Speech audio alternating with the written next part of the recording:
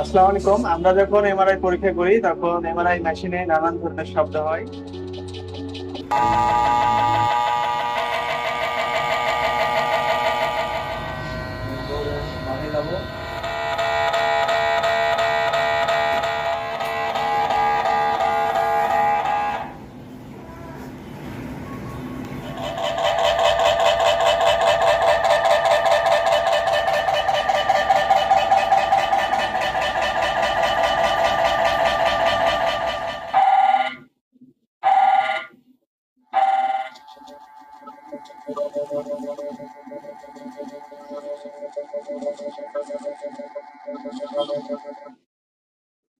MRI machine মূলত চৌম্বক ক্ষেত্র তৈরি করে এবং রেডিও ফ্রিকোয়েন্সির মাধ্যমে এক ধরনের তরঙ্গ প্রেরণ করে। যখন এই তরঙ্গটা প্রেরণ করা হয় তখন এই শব্দ হয় এবং এই শব্দের মাধ্যমে এমআরআই পরীক্ষার মাধ্যমে আমরা রোগ নির্ণয় করে থাকি।